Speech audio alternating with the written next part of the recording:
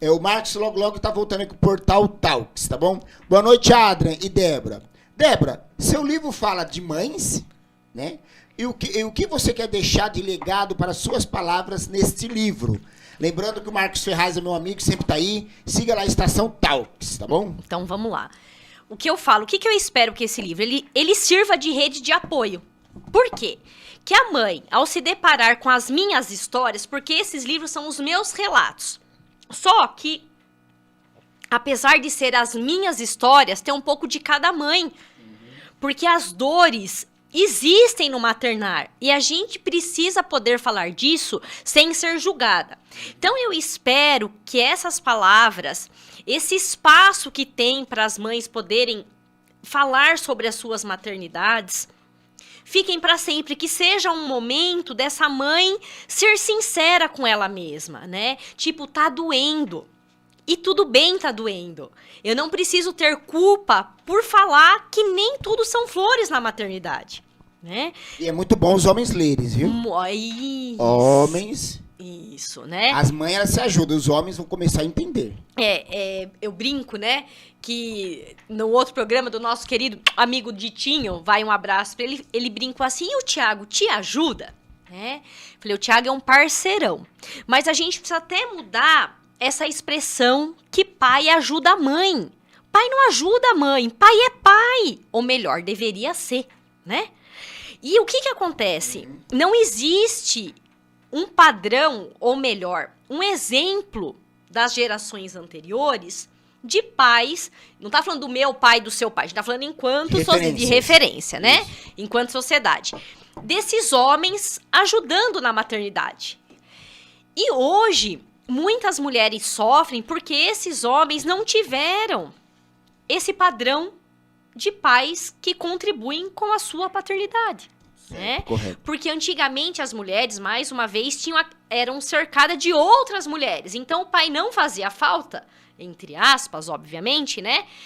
Porque era acerca de várias mulheres. A criança era criada no meio dessas mulheres. E isso. E o pai tinha uma figura de monstro. Se você fazer isso, eu vou contar pro seu pai quando chegar.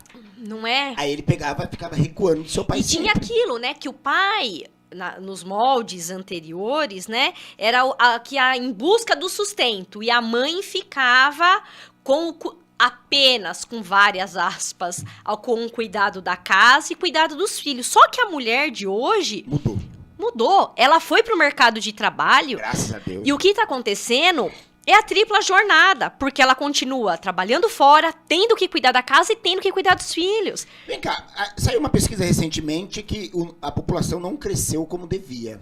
Você viu essa pesquisa? Então, né? Tá a pirâmide invertida agora, pela primeira vez, cresceu, né? mas não cresceu como esperava o Brasil. Porque antigamente a gente vinha a família com 10, 15, eu encontrei no mercado um senhor, ele falou que teve 25 irmãos, né? Aí eu ri, né? Porque ele tava com neta, eu falei, tô com 2 e já tá fechada a fábrica, né? Ele falou, nem neta eu vou ter 25.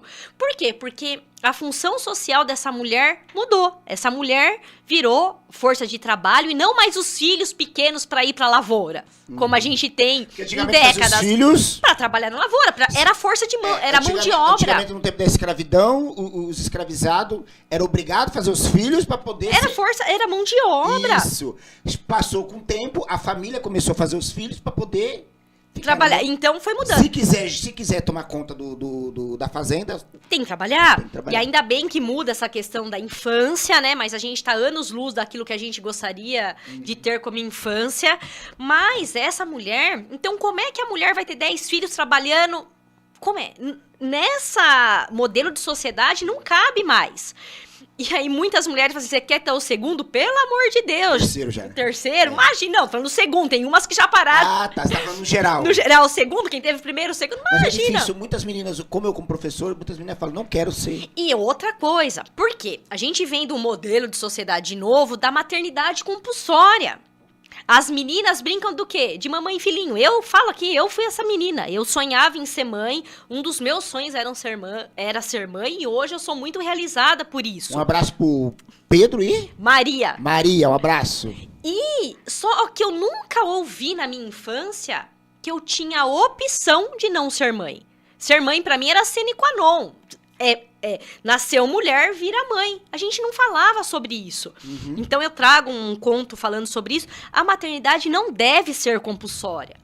A maternidade deve ser uma escolha. Eu escolho ser mãe, eu quero ser mãe. A mulher pode escolher. Escolher. E mesmo querendo ser mãe, o filho pode nascer e ser um perrengue danado. E tá tudo bem, porque é mesmo. É verdade. Mas ninguém é obrigado a ser mãe. Então por que acredito que a população? Porque muitas mulheres se deram conta que não precisa ser mãe.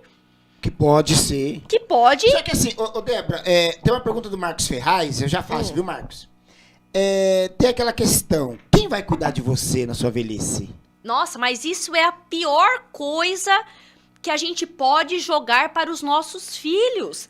Não é obrigação. Isso tudo, já perguntaram isso pra você? Não, e nem penso nisso. Eu falo assim, tem que tentar me sustentar de uma maneira que eu possa pagar um lugar para eu ficar velha. Ir lá, cuidada, temos cuidados para idoso. Não deve ser função dos filhos essa obrigação de cuidar dos pais. Porque eu já ouvi de pessoas assim, mas você, de mulheres que não quiseram, e quem vai cuidar de você da velhice? Não sei. Um filho não deveria ter a obrigação. É claro que você trata com amor, lá, espera-se que você seja cuidada na velhice. Mas, por exemplo, um filho que fale, eu não vou estudar no exterior porque eu tenho que cuidar dos meus pais. Não tem que. Eu acho que não é obrigação dos filhos. Volta o livro da Lucinha. Lucinha, as mães são felizes quando vê os filhos felizes. É isso. E o que é ver um filho feliz? Tem tanto